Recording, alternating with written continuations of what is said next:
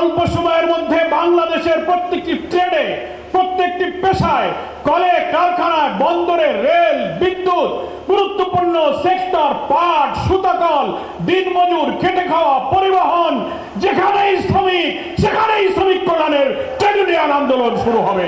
আমি মনে করি আজকের ভালো লাগার বড় কারণ হলো বাংলাদেশের শ্রমিক আন্দোলনে নতুন ধারা সৃষ্টির প্রত্যয় নিয়ে শ্রমিক কল্যাণ ফেডারেশনের যে যাত্রা শুরু হয়েছিল 1968 সালের 23শে মে, প্রায় 57-58 বছর পর আমরা মনে করি আজকের এই দিন আমাদের ইতিহাসের ঐতিহাসিক দিন।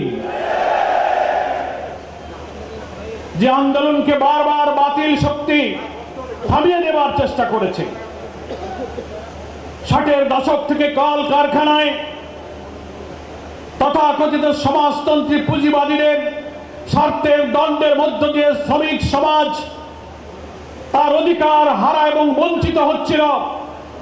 এক শ্রেণীর বুর্জোয়া শ্রমিক নেতা তৈরি হয়ে শ্রমিক আন্দোলনকে, ট্রেড ইউনিয়নকে ক্ষমতায় যাবার সিঁড়ি বানিয়ে কেউ প্রধানমন্ত্রী হয়েছে, কেউ মন্ত্রী হয়েছে, শ্রমিকদের ভাগ্যের বদল হয়নি। সেই কারণে আজকে এই দিনকে আমি ঐতিহাসিক দিন বলি। যাদেরকে দাবিয়ে রাখার চেষ্টা করা হয়েছিল 57-58 বছর পর আজকে ইতিহাসের প্রথম দিনে ঐতিহাসিক সরোয়ার্দী উদ্যানে এই বিশাল জাতীয় সম্মেলন প্রমাণ করে বাংলাদেশের শ্রমজীবী মানুষের মাঝে শ্রমনীতির এই নতুন ধারার আন্দোলন ইতিমধ্যে স্থান করে নিতে সক্ষম হয়েছে। যারা এই শ্রমিক আন্দোলনকে বিপথে ধাবিত করে অর্থনীতির চাকাকে থামিয়ে দিতে চেয়েছিল, তারা স্লোগান দিয়েছিল যে মালিক আর শ্রমিকের মধ্যে শত্রুতা তৈরি করার জন্য শ্রেণী সংগ্রাম পৃথিবীর ইতিহাস, ক্লাস স্ট্রাগলকে তারা পৃথিবীর ইতিহাস বলেছিল। আমরা শ্রমিক আন্দোলনে নতুন ধারা সৃষ্টি করার জন্য বলেছিলাম না, মালিক শ্রমিকের সংগ্রাম নয়, শ্রেণী সংগ্রাম নয়, সত্য মিথ্যার দ্বন্দ্বই হচ্ছে পৃথিবীর ইতিহাস। হক এবং বাতিলের লড়াই হচ্ছে পৃথিবীর ইতিহাস। সৎ মালিক, সৎ শ্রমিক সবার বন্ধু। কি বলেন, ঠিক কিনা? শ্রমিক কল্যাণ ফেডারেশন এই নতুন ধারা তৈরি করেছে।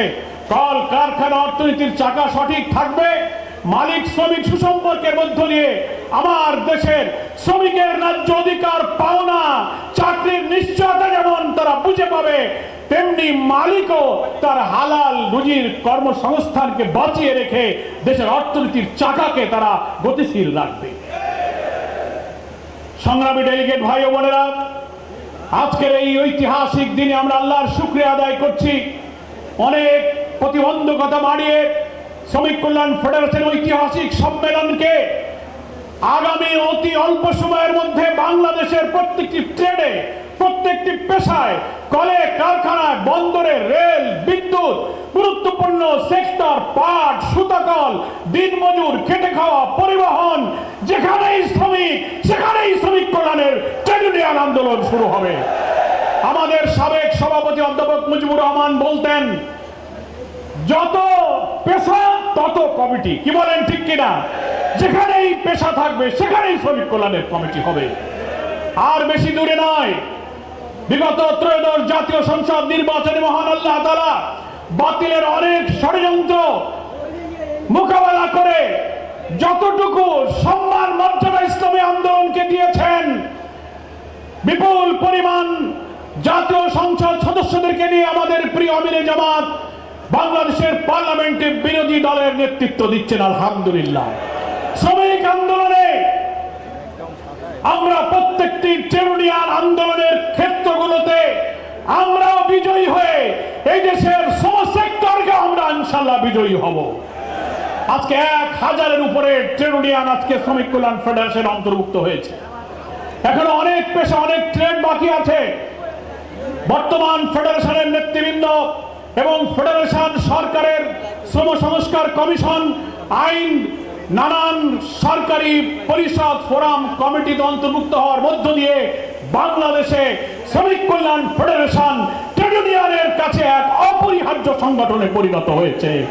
আমার বক্তব্য আর না বাড়িয়ে আমাদের প্রধান অতিথির বক্তব্য জাতির এই ক্রান্তি লগ্নে খুবই গুরুত্বপূর্ণ। আসুন এই জাতীয় সম্মেলন থেকে বিদায় নিয়ে বাংলাদেশের প্রতিটি শহরে নগরে ট্রেডে পেশায় আমাদের ফেডারেশনকে শক্তিশালী করব, নতুন নতুন ইউনিয়নের জন্ম দেব, কর্মক্ষেত্রে পেশাগত দক্ষতা নৈতিক জাগতিক গুণাবলী অর্জন করে শ্রমনীতির সংগ্রাম যে ইসলামী বিপ্লবের সংগ্রাম থেকে অবিচ্ছিন্ন এক এবং অভিন্ন সংগ্রাম, সেই কারণে সমাজ বিপ্লবের দক্ষ যোগ্য কর্মী হিসেবে আমরা শ্রমিক ময়দানকে গড়ে তুলব। আল্লাহ তাআলা সেই বার্তা নিয়ে এই সম্মেলন সমাপ্ত করার তৌফিক দান করুন। যারা আজকের এই ত্রিবার্ষিক